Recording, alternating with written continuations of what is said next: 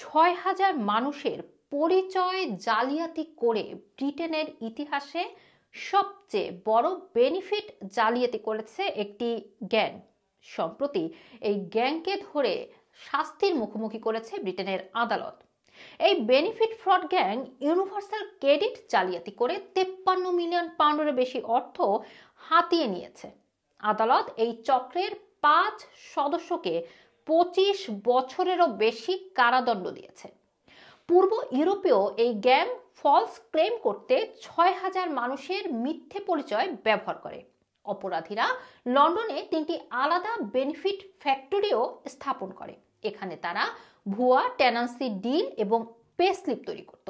এরপর তারা বাড়িওয়ালা এবং জিপির পক্ষ থেকে ডিপার্টমেন্ট ফর ওয়ার্ক অ্যান্ড পেনশনকে জাল চিঠি দিত। সন্দেহ এড়াতে এই গ্যাং উডগ্রিনে আন্তোনিয়াস ফুড সুপারমার্কেটের পেছনে দাঁড়িয়ে ছবি তুলে অনলাইনে পোস্ট করত। বেনিফিট ক্লেম বাতিল করা হলে তারা বারবার একইভাবে চেষ্টা চালিয়ে যেত। আদালতে বিচারক ডেভিড আর্নবার্গ কেসি বলেছেন, 34 বছর বয়সী গিউনেস আলী একটি ইন্ডাস্ট্রিয়াল স্কেলে জালিয়াতি করেছেন। তার সাথে বুলগেরিয়ান নাগরিক 39 বছর বয়সী গালিনা, 28 বছর বয়সী স্টোয়ান, 53 বছর বয়সী শেতকা এবং 27 বছর বয়সী পেট্রিসিয়া ছিল। গত বৃহস্পতিবার লন্ডনের উডগ্রিন ক্রাউন কোর্টে জালিয়াতি এবং মানি লন্ডারিং রিলেটেড অপরাধের জন্য দোষী সাব্যস্ত করার পরে তাদের 25 বছর 5 মাসের কারাদণ্ড দেওয়া হয়। বিচারক বলেছেন, সাজা ভোগ করার পর এই গ্যাংকে যুক্তরাজ্য থেকে নির্বাসিত করা হতে পারে।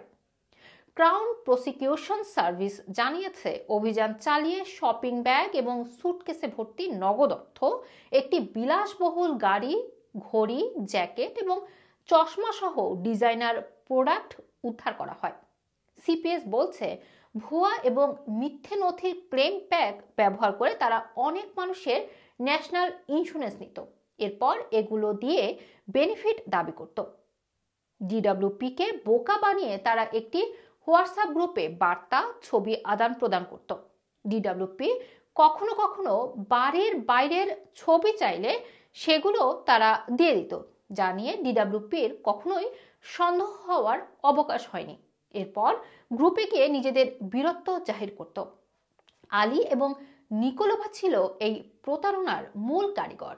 আলী ফলস ক্লেম করার ষড়যন্ত্র, জালিয়াতি ব্যবহারের জিনিসপত্র এবং ফ্রড প্রপার্টির মালিকানার জন্য দোষী সাব্যস্ত হন। তাকে মোট 7 বছর 6 মাসের কারাদণ্ড দেওয়া হয়। তদন্তের অধীনে মুক্তির প্রায় আলী বুলগেরিয়া তদন্তের অধীনে যখন তাকে মুক্তি দেওয়া হয় তখন আলী বুলগেরিয়ায় পালিয়ে যায়, কিন্তু 2023 সালের 25 ফেব্রুয়ারি তাকে যুক্তরাজ্যে ফেরত পাঠানো হয়। এদিকে 25 মিলিয়ন জালিয়াতি করা নিকোলোভাকে মোট 8 বছরের কারাদণ্ড দেওয়া হয়েছে। অভিযুক্ত পানেভাকে মোট 3 বছর 2 মাসের কারাদণ্ড দেওয়া হয়। এছাড়া টোডোরোভাকে 3 বছর এবং স্টোয়ানভানকে 4 বছরের কারাদণ্ড দেওয়া হয়েছে।